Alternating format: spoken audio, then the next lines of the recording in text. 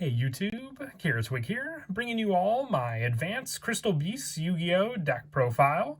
This is the first, or what's hopefully won't be the last, of this awesome new archetype we got for the Crystal Beasts. These were the evil counterparts to Jesse Anderson's Crystal Beasts that were provided to him, giving you Bell's power. They focus on a much more stronger playstyle than the original effects of the Crystal Beast monsters, which definitely do help with the overall playstyle. I wanted to work on something that could use Advanced Dark along with Rainbow Dark Dragon. Since Rainbow Dark Dragon still does count as an ultimate crystal monster, you can use it to get out the new fusion monsters we have in the set as well, using a little bit of the other support we've had for Crystal Beasts this entire time. So let's go ahead and get started with the deck profile. So for the Advanced Crystal Beast monsters, I am running 3 copies of Advanced Crystal Beast Sapphire Pegasus. If Advanced Dark is not in the field zone, send this monster to the graveyard. All the Advanced Crystal Beasts share this monster effect.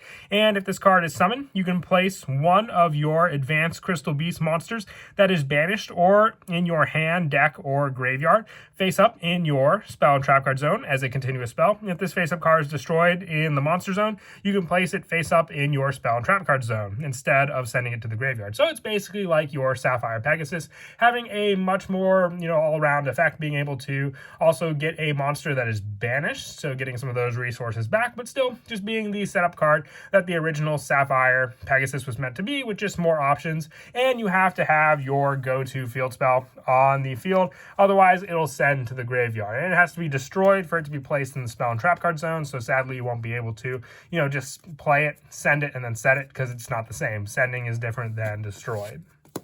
And I also run lower numbers for the other Advanced Crystal Beast. I would say Advanced Crystal Beast Sapphire Pegasus was definitely the best one, but I am running 2 copies of Advanced Crystal Beast Cobalt Eagle with the same restriction if Advanced Dark is not on the field. And if with this card, you can send this card from your hand or field to the graveyard to add 1 Advanced Dark from your deck to your hand. Once per turn, you can target 1 Advanced Crystal Beast card you control, return it to the hand, or place it on the top of your deck. And if this face-up card is destroyed in a monster zone, you can place it face-up in your spell and trap card zone. I considered running 3 of the Cobalt Eagle since it searches out the very important, Advanced Dark. I have the 1 Terraforming in the deck just as an added search option. So if you didn't want to run Terraforming, you can always put in a 3rd copy of Advanced Crystal Beast Cobalt Eagle for that final searcher. But then other than that, it just helps for the recycle power for some of your other Crystal Beasts as well for that search that you can use with them, which is why I decided to run 2 of it. I also run 2 copies of Advanced Crystal Beast Topaz Tiger. If Advanced Dark is not in the field zone, send this monster to the graveyard. All Advanced Crystal Beast monsters you control gain 400 attack and defense. Also, monsters your opponent control lose 400 attack and defense, and then having the same effect when it's destroyed in the monster zone. It's a boosted card for power. The original Topaz Tiger would only boost itself. This card allows you to at least hit for some pretty big numbers for all of your other Advanced Crystal Beast monsters that you control, hitting for some pretty big numbers altogether for that setup. And for the one-ofs, I run the 1 Advanced Crystal Beast Ruby Carbuncle with this card, being able to, if this face-up card is destroyed in the monster zone, you can face it face up in your spell and trap card zone as a continuous spell instead of sending it to the graveyard. And while this card is treated as a continuous spell, you can special summon this card. Then you can special summon as many Advanced Crystal Beast monsters as possible from your spell and trap card zone. You can only use this effect of Advanced Crystal Beast Ruby Carbuncle once per turn. So this is just, once again, a stronger version of Ruby Carbuncle, since you can just special summon it itself and get back all of your Advanced Crystal Beast monsters onto the field because of it also. I run the 1 copy of Emerald Tortoise as well. With this card, once per turn, you can target 1 face-up monster on the field, change its battle position, and having the same destruction effect and restrictions with the Advanced Dark. It's not restricted to the main phase 2. You can just change your opponent's monster's battle position and make it a little easier for, let's say, some of your other Advanced Crystal Beasts to swing over it. And then I also run the 1 Amethyst Cat for making it so all your Advanced Crystal Beasts can attack your opponent directly, but they still take the half damage like the original Amethyst Cat. And the 1 copy of Advanced Crystal Beast Amber Mammoth, with this card having the Advanced Dark option, and also with this play, once per turn while your opponent activates a card or effect that targets your Advanced Dark or with your Crystal Beast cards or Advanced Dark quick effect, you can negate the activation. And then also having when your Advanced Crystal Beast monsters target for attack, you can negate the attack. It's more of a protection, giving you an option to protect your Advanced Dark as well. Having this card on the field, I considered running 2 Amber Mammoth, but I am happy with the results defaults of the numbers that I chose for it. If you want to run 2 copies of this because you're more scared of losing your Advanced Dark, you can take out 1 copy of Topaz Tiger and put it in for Amber Mammoth. But once this card is searched and set up, that's really all that you need for the copy. And I also run 3 copies of the original Crystal Beast Sapphire Pegasus for the additional option of setting up your other advanced Crystal Beast just that much more quickly in the Spell and Trap card zone, because they do still count as Crystal Beast monsters to make use of. The same play style with Crystal Beast Rainbow Dragon, running 2 copies of this card as well. If a face-up card is destroyed in the monster zone, you can place it in your Spell and Trap card zone. And also with this card, when an attack is declared involving a Crystal Beast monster, you can special summon this card from your hand. So just having that Crystal Beast monster being one of your advanced Crystal Beasts can give you that extra resource on the field for you to summon out, which is this card. And then since it is an advanced Crystal Beast deck for our boss monster, I'm running 2 copies of Rainbow Dark Dragon. It's always treated as an ultimate crystal monster, so as long as you special summon it correctly, you can still use Rainbow Dark Dragon to summon out your ultimate Crystal Rainbow Dragon Overdrive. It cannot be normal summon or set. It must be special summoned from your hand by banishing 7 dark monsters with different names from your graveyard. And you can banish all other dark monsters from your field and graveyard, and this card gains 500 attack for each card banished this way. So this is just another way for your banished to get back some of those resources with your Sapphire Pegasus, being able to place your banished card back face up in your Spell and Trap card zone, and then just hitting for some bigger numbers. The banish may be a little easier with the dark attribute, since it just says 7 dark monsters with different names, so depending on what you have set up with your Advanced Dark, you can resolve this quite easily. And that is it for the main deck monsters. We'll now move on to the spells. I run 3 Advanced Dark. This is your go-to field spell in the deck. All Crystal Beast monsters on the field and in the graveyard become dark, and if an ultimate crystal monster attacks, negate its effects of the attack target during that battle phase. And during damage calc, if a Crystal Beast monster you control battles and you would take damage, you can send 1 Crystal Beast monster from your deck to the graveyard to take no battle damage from that battle. So protection with the advanced Crystal Beast monsters. On top of that, it also will turn your Sapphire Pegasus and your Crystal Beast Rainbow Dragon into dark attributes to use with Rainbow Dark Dragon, counting as different names because of it. And I also run the 3 Rainbow Bridge of the Heart. The continuous spell during your main phase, you can normal summon 1 Crystal Beast monster in addition to your normal summoner set. And also with this setup, once per turn during your main phase, you can destroy 1 Crystal Beast card you control or in your hand. And if you do, add 1 crystal spell or trap from your deck to your hand, giving you search for a good majority of the other spells, which I'll go over in just a bit. But the additional normal summon can also help for some of the setup that you'll do for your normal summon, being able to set that card up with your Sapphire Pegasus Advanced Crystal Beast as well. I also run, since we're playing the same premise playstyle for the Crystal Beast, 3 Crystal Bond. You add 1 Crystal Beast monster from your deck to your hand, and then place 1 with a different name from your deck face up in your Spell and Trap card zone. So just being able to set your Ruby Carbuncle, then immediately if you have the other one set up ready to go, activate this effect and just special summon them out onto the field with its card effect, having no restrictions for that special summon, just being able to place it, and then also while it's treated as a continuous spell, special summon it, and then special summon as many advanced Crystal Beast monsters from your Spell and Trap card zone.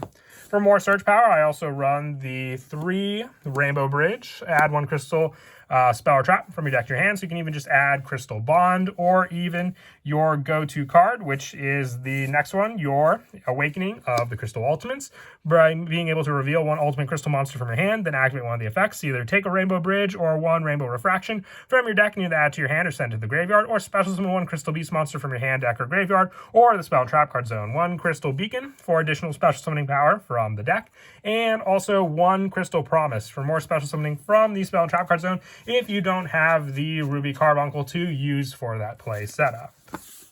For some more of the generic spells that I run in the deck, I also run 2 Foolish Burial Goods to set up some of the other traps, which we'll go over in just a bit for the setup that they use, and also the 1 Terraforming that I spoke of before. If you wanted to run the 3rd Cobalt Eagle, as I said before, you can take out the Terraforming for a 3rd copy of this card.